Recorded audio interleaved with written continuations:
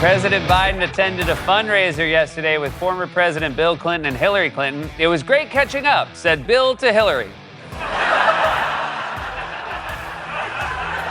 We have a lot, as you might expect, to talk about. And we got Whoopi Goldberg. You see Whoopi Goldberg? What's her real name again?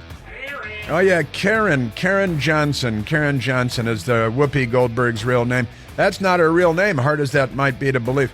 And they got Whoopi on there. It must be a very happy show. They've got Whoopi. And then who else they have? They have Joy. And they have Sunny. They've got Sunny. They should have someone named Happy on there, too, just to complete the irony circle. Isn't that amazing? Yeah, Whoopi, she was pretty remarkable stuff. She yesterday had to fight back tears because she was talking about the student protesters. Kind of remarkable thing. The student protesters, she said that, why don't young people protest anymore, she said. And even at that moment, her Rolls Royce was being turned over and burned by environmental activists. They say they attacked Stonehenge. I shared that with you yesterday, some kind of spray can thing. And then they went, whose jet did they attack? They attacked some rich songstress's jet, too, with spray paint. We'll get to that. They like destroying things. They're the left. The left is here to destroy the world. And that means the Democrat Party, because they're not liberals anymore, are they? No, they're not. Also, I found a remarkable story yesterday. You know, we've got this, the WNBA. That's the Women's National Basketball Association, just in case you don't know, because, you know, nobody watched it until about 2 minutes ago, and still, really, I mean, come on, let's be honest. But it got pretty weird because a young woman who is Caucasian, Caitlin Clark, she did, really well in college basketball, women's college basketball, and she shattered all kinds of records. She even has numbers that beat the men's records. She is a phenom. Then she went into the WNBA, and she keeps getting elbows to the head and tripped and knocked to the ground and slammed by these big, nasty old, what are they, B words. They're B words. They're basketball players. They're basketball players, I think basketball player isn't one word, so that's two. We'll just say basketballers. Keeps these B words, the big basketball players, keep knocking her to the ground. And I said, well, that's just awful. And it keeps happening. She had another big game last night because she just keeps playing basketball. Caitlin Clark dazzles on both ends. I don't know. I'm going to have to keep reading because I don't know what that means. In one of the best sequences of her WNBA career, which has been ongoing for days now. So that's remarkable. But I was doing a little bit of reading on that, little light reading, and I discovered a thing or two about the WNBA and things that I didn't know anything about before yesterday, because who followed the WNBA, right? But I found a little bit of, I just got a little information that I was unaware of about the culture, that's the word that was used in some of the write-ups in the WNBA, in the Women's National Basketball Association.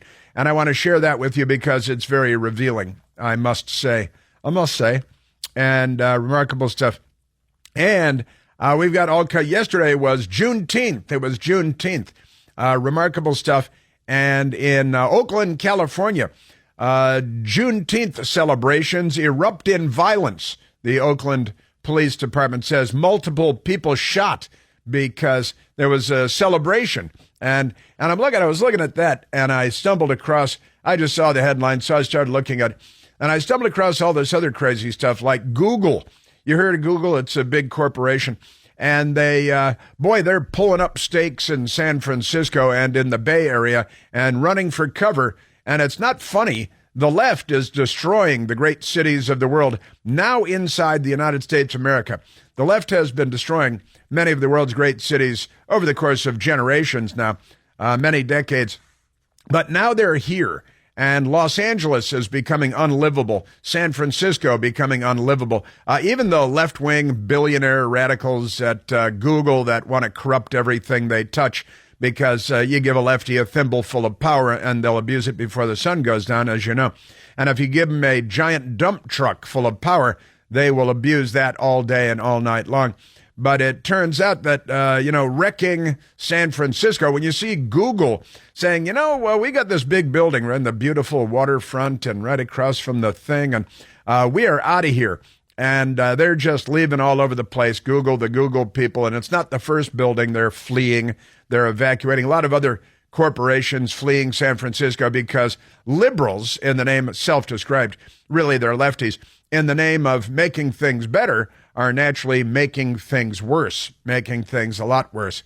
Extraordinary. Speaking of their illegal alien crime wave, which they insist is not a crime wave at all. In fact, Abilio Acosta was on CNN yesterday. They gave him his own TV show, and he was, illegal aliens commit fewer crimes than native-born Americans. This is one of the things that they pimp the people on the left. They come up with fake statistics and they repeat them 1,000 times because a lie told once remains a lie, but a lie told 1,000 times becomes the truth. That's according to Joseph Goebbels and Abilio Acosta and the Democrats. So I got a little something for you on that. Lots of stuff. I am telling you.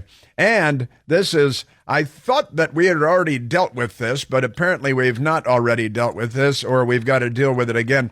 The pilot union taken over maybe by transgender people or something. The for airline pilots and things. And pilot unions suggest phasing out masculine terms like cockpit, father. The word father is offensive to DEI culture. That's your, diversity, equity, and inclusion, because it's amazing the term cockpit derives from a 16th century bird fighting. I'm offended by the fact that it's bird fighting because, it's called cockfighting, isn't it? And that's mostly like illegal aliens, I think, isn't it? From glorious Latin American countries where we may go on vacation, but we don't want to bring the whole country back with us, do we? Got to have a really big suitcase, for one thing, but we don't want to bring, the Democrats they don't want to go on vacation there. They want to stay here and turn here into there, because, the countries that people are fleeing, like the countries are on fire, the Democrats want to convert us into those countries. Hence the fundamental transformation of America that Barack Obama threatened or promised, depending on whether you're a Republican voter or a Democrat voter. And of course, he cautioned us that we all need to learn Spanish and teach our children to learn Spanish because he had a long-term plan for the United States. And he's executing that plan like the Chinese execute dissenters, and then they send the bill for the bullet to the family, which they actually are famous for doing. So, the world's largest airline pilot union suggests that airmen and women stop using, you can't use airmen, can't say airmen if you're getting rid of terms purportedly offensive to women and to LGBTQ individuals, calling out terms like cockpit as non-inclusive. Now, I don't want to get too involved in how inclusive that term is or might be, but I'll get back to that. What would Jen Psaki do? She would circle back to that. I think she would circle back to that. So we got that going. That is, it's a wild, wild West, honestly, just extraordinary stuff. And here's a great story from the New York Post. And I don't understand why the word parents is in quotation marks, but it is. Transgender woman, I think that means man, guns down parents, in quotation marks, in Utah home, sparking massive manhunt. Well, wait a minute. Didn't you just say it was a transgender woman and now it's a manhunt? That's worse than cockpit, I think. Come on, you can't have a manhunt for a transgender woman that's a woman. Is it appropriate to say you got a manhunt when it's a woman that has gunned down his parents? This is what the Democrat Party has done to civilization. They are the left. They are a mental illness. They're a gang of violent criminals who are mentally ill and gender dysphoric, too. A transgender woman, which typically means man, allegedly gunned down her, usually means his, parents, not in quotation marks anymore, inside their, so now it's genderless, Utah home on Tuesday night, according to police and reports. Mia Bailey, whom police said wears wigs and changes her appearance frequently, meaning his appearance frequently, was cornered and arrested Wednesday after an extensive manhunt, which is a gendered term that we shouldn't be using, because it's anti-man, don't you think? You know, just because you're hunting a wanted killer doesn't mean it has to be a man. Shouldn't it be a their hunt or dare I say, maybe I dare not, extensive manhunt that spanned several hours. Cops, meaning police, warned she, meaning he, was to be considered armed and dangerous, meaning armed and dangerous, while she, that's right, he, was still on the loose. Just extraordinary stuff. Bailey allegedly gunned down 2 people, don't want to get too specific now, in a Utah home on Tuesday. Isn't that extraordinary? And here is some pictures of the person. We have some good news. Officer Tiffany Mitchell with the St. George Police Department announced on Facebook, we have the suspect in custody. Everyone is safe. No one else was injured. When you say everyone is safe, you know, of course, 2 people were already shot. So if you're one of the people shot, you probably think, yeah, sure, I'm real safe. So Bailey, 28, was immediately identified as the primary suspect after gunfire erupted around 7 p.m. in a home in Washington in southwest Utah, near the Arizona border, the town of Washington. The bodies of a woman and man, both suffering gunshot wounds, were found in the living room, according to Washington City Police. Now, the thing is about this is that there aren't very many of these transgender people, although I think maybe the whole Democrat Party sometimes is under that umbrella. And there have been massacre after massacre at the Christian school near Nashville in Tennessee, at the Club Q in Colorado Springs, at the transgender teenager targeting multiple schools, again in Colorado Springs, the transgender this, transgender that, a lot of gunfire, a lot of shooting, and mass shootings, and massacres even. And we have a news media that is so filthy, so corrupt, and gender dysphoric. We have a gender dysphoric news media too, that they just they don't cover it because it wouldn't be PC, wouldn't be good for the Democrat Party to cover that. Just amazing. And because the Democrats are making everything better, Portland Pickles, the Portland Pickles, to become first sports team to legally sell THC products, marijuana products, at games. Let's go to Robert, calling from Tampa, Florida. Roberto, you're on the Chris Plant Show. Hey, good morning, Chris. Hey, Robert. How you doing? Very well, thank you. I'm a big fan. I really enjoy your TV show on Newsmax.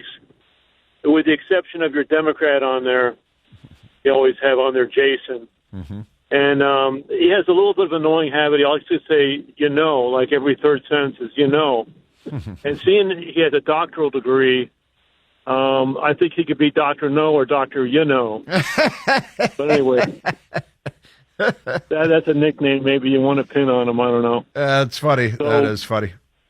Anyway, I called up to bring up an interesting fact the mainstream media likes to ignore, and the fact that Gaza was occupied by Egypt from basically 1948 to 1967. And during this time, there was never any talk of a so-called Palestinian state. But yet, the actual identity of being what I call a Fakistinian carries on for generations. There's no end to it, except I guess the Egyptian thing doesn't last too long because they want nothing to do. They won't allow one single soul into the Sinai, and it's probably a violation of the Camp David Accords that were signed. But it's just an interesting fact that half the people there are technically citizens of Egypt, but you never hear that in the mainstream media. Yeah, that's a fact. And of course, Egypt reinforced their wall on the south end of Gaza, which, you could throw a baseball if you had one over the wall and it would land in Egypt. And the Egyptians went in and they heightened the wall. They reinforced the wall. They sent military in to guard the wall. So you are 100% correct to not allow one resident of Gaza into Egypt. And the Jordanians refused to take any Gazans or any Palestinians at all. The Syrians, and there's a civil war going on there, and they're like, we don't want them. Nobody wants the so-called Palestinians. And what did you say you call them? You got a name for them? Fakistinians. The Fakistinians, right, the Fakistinians. And you call them that, why? Because if you look at the 1.7 million Arab Israeli citizens, 100% citizens of Israel with equal rights and the whole 9 yards, there is absolutely no difference between them and the so-called Fakistinians. They're the same people. That's right. Same language, culture.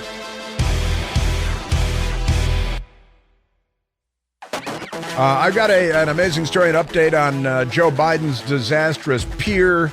You got Joe Biden's disastrous presidency, the disastrous withdrawal from Afghanistan, disastrous border policies, disastrous crime policies.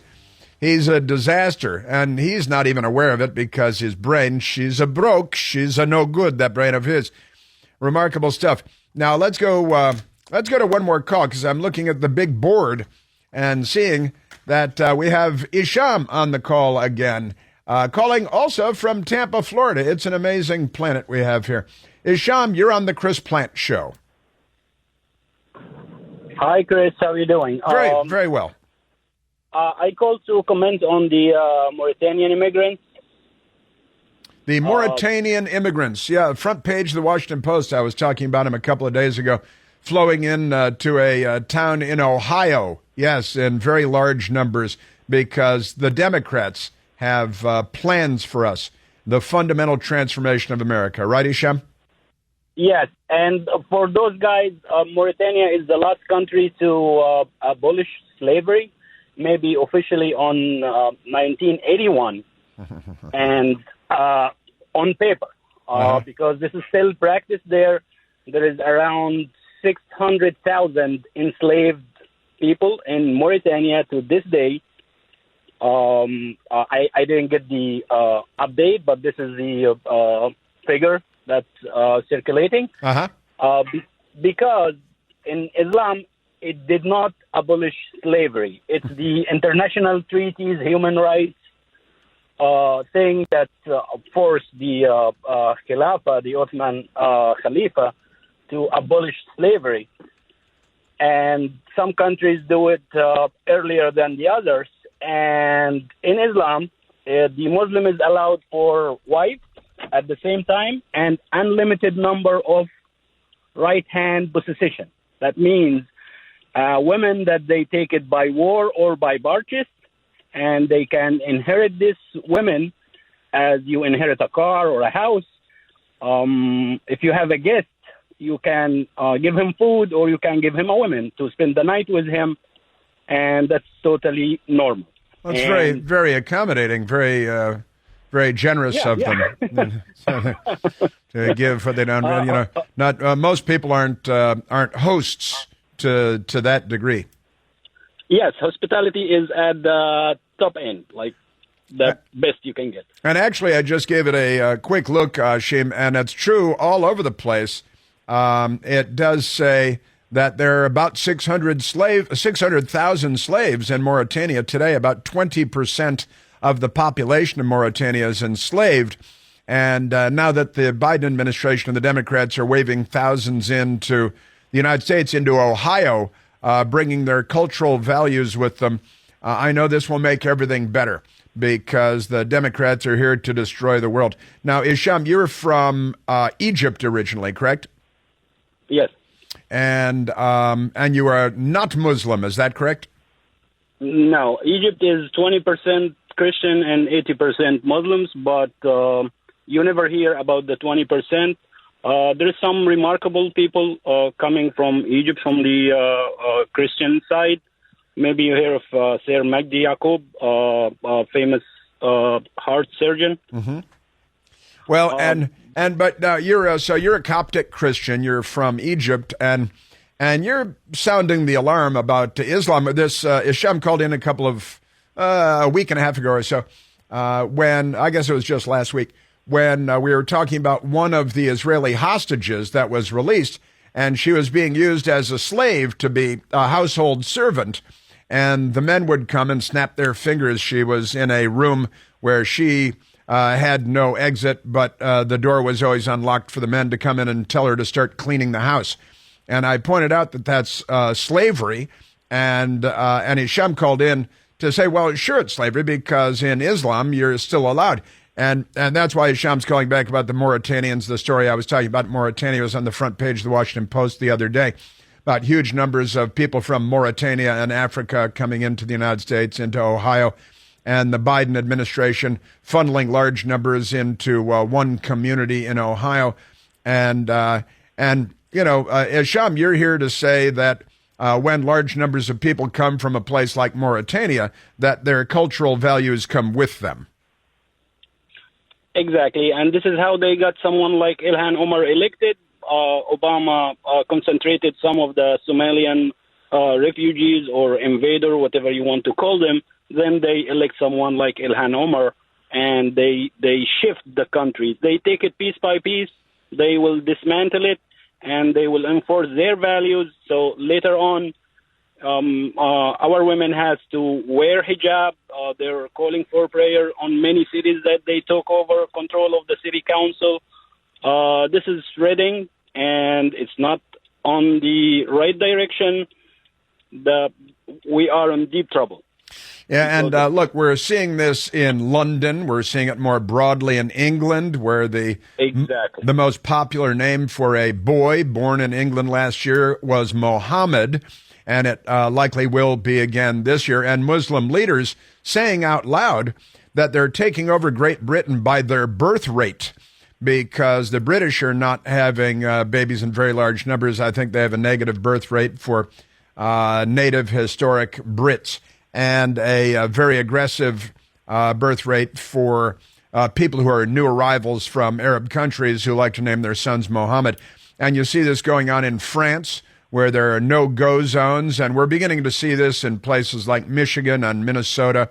You mentioned the Somali population and electing Ilhan Omar, and there is we're the United States. We're ignorant, aren't we, Hisham? We're ignorant about the Chinese designs for the 21st century and dominating, taking over the United States and the world.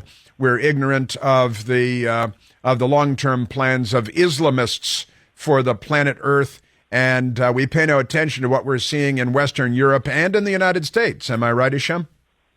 You're right, and I think it's by design that the Constitution is making all the people equal, but in reality, there is some culture that should not be welcomed, regardless if you consider it equal or not equal, because if I have someone telling me that he is very bad, I will be very naive to come and tell him, no, you're good, there's just some people who are Islamophobic. Let me tell you, you cannot be Islamophobic enough to protect yourself and your country.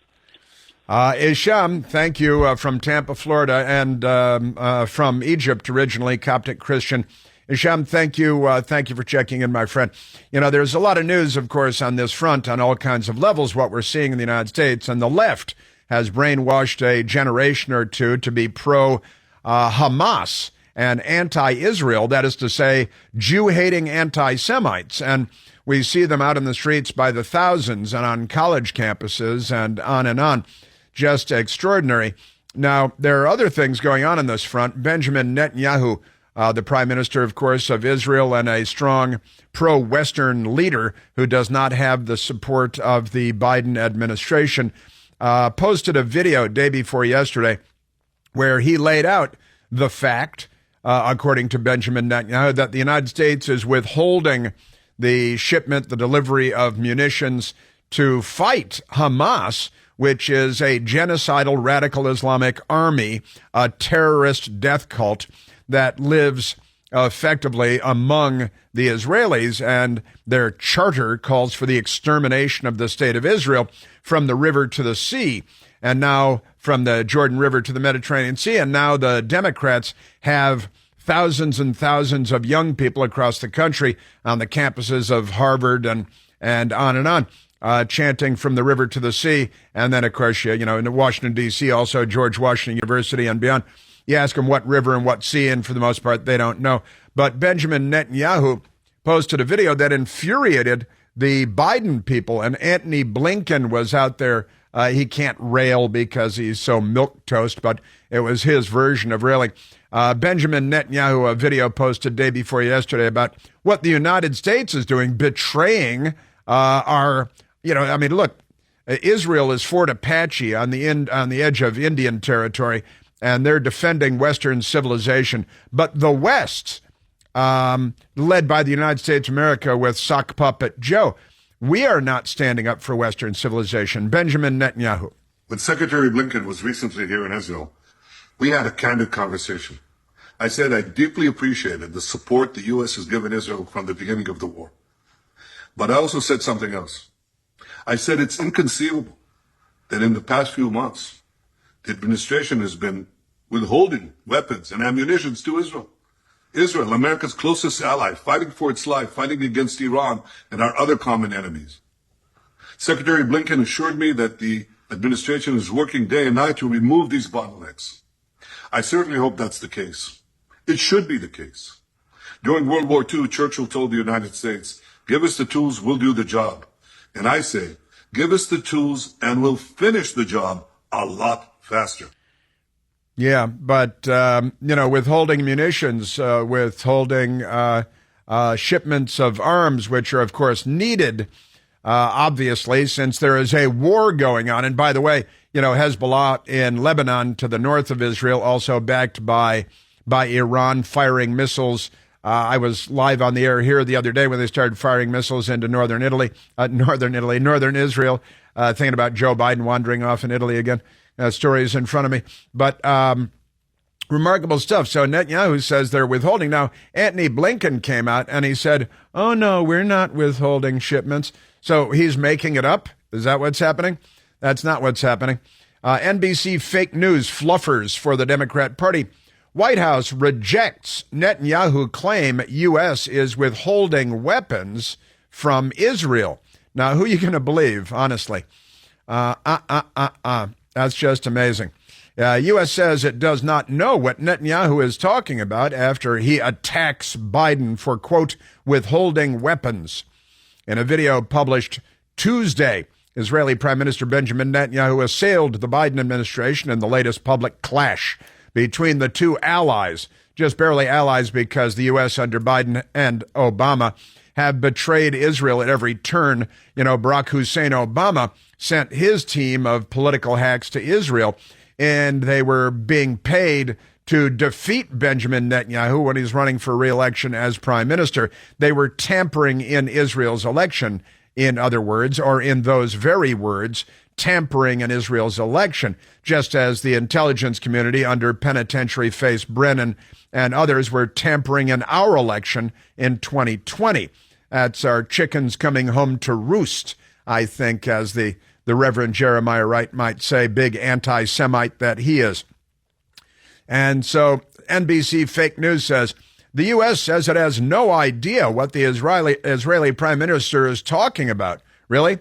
He's talking about the fact that the weapons shipments are not arriving. We, as you know, are continuing to review one shipment that President Biden has talked about with regard to 2,000-pound bombs because of our concerns about their use in a densely populated area. Like Rafah, that remains under review. But everything else is moving as it normally would move. Yeah, I think there's some debate, some dispute when it comes to that claim by Antony Blinken. What a dynamo he is, isn't he? It's just amazing. So the high school girls would beat him up and chase him down the street. Just amazing stuff. So they reject his claim. And now, honestly, who are you going to believe? Just extraordinary stuff. And then it gets better because the White House canceled their meeting with Israel, and the left-wingers at Axios were handed the scoop. That's why their headline says scoop, scoop, White House cancels meeting, scolds Netanyahu in protest over video Honestly, they have the brains of school children. The White House canceled a high-level U.S.-Israel meeting on Iran that was scheduled for Thursday. That's today. After Israeli Prime Minister Benjamin Netanyahu released a video on Tuesday claiming the U.S. was withholding military aid, two U.S. officials told Axios they're dating. You know, they hot tub together. Hey, where'd the soap go?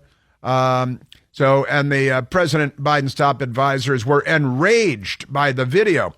A message U.S. envoy Amos Hochstein delivered personally to Netanyahu in a meeting hours after the video was published, two U.S. and Israeli sources say. So they're furious. Then the White House decided to go a step farther by canceling Thursday's meeting. Well, it's just about Iran. By the way, there's another story that Iran's nuclear materials enrichment program, which was green-lighted by Obama under what they call the JCPOA, the ridiculously named Joint Comprehensive Plan of Action, which is just the most idiotic name for a deal ever. The headline in the Times of Israel, U.S. officials say Gaza Pier may be dismantled soon after little success. The New York Times reports said the structure could be taken down by early July, 10 days, weeks earlier than planned, after only 10 days of actual operation.